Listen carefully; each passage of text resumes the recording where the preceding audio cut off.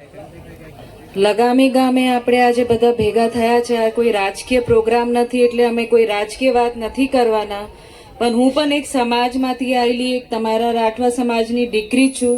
તો તમે મને અહીંયા આમંત્રણ આપ્યું, આ બધાનો ખૂબ ખૂબ આભાર હું માનું છું.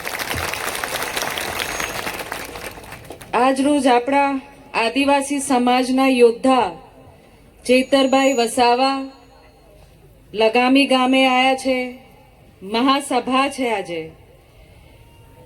તો આપણે એકત્રિત થઈને ચર્ચા કરવાની છે કે આગળ આપણે આદિવાસી સમાજ કેવી રીતે ઉપર આવે, એના મુદ્દાઓ શું છે, અને કેવી રીતે જે ખોટી વસ્તુ ચાલતી હોય એવી રીતે એને આપણે બંધ કરી શકીએ.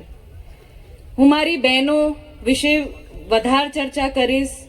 જેટલી પણ બહેનો અહીંયા આવી છે, તમારા કેટલા પ્રશ્નો છે એ આપણે એના વિશે પણ ચર્ચા કરવાની છે.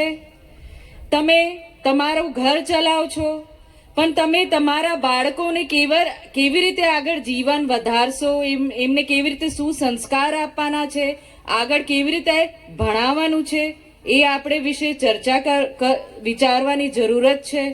હું મારા યુવાનોને પૂછવા માંગુ છું, યુવાનો તમે ભણી લખીને આગળ આવો અને કોઈ વ્યસનમાં ના પડો, અને તમારું સમાજ તમારા થકી છે, તમારી પેઢી તમારા થકી ચાલશે. તો જે આગળ તમે સમાજમાં કરવા માંગો છો એના માટે તમને તમારો પાયો મજબૂત કરવો પડશે, અને આગળ ભણી લખીને નોકરીઓ કરવાની અને તમારા સમાજને આગળ લાવીને એનો ઉદ્ધાર કરવાનું છે. મારા વડીલો, હું તમને કહેવા માંગુ છું, આપણે આપણું જીવન તો પૂરું કરી ચૂક્યા છે, પણ આપણા બાળકોને આપણે સારી સમજ આપીએ, આપણા સંસ્કાર આપીએ, અને કેવી રીતે સમાજની સ્થાપના થાય એવી રીતે આપણે આગળ વિચારીએ.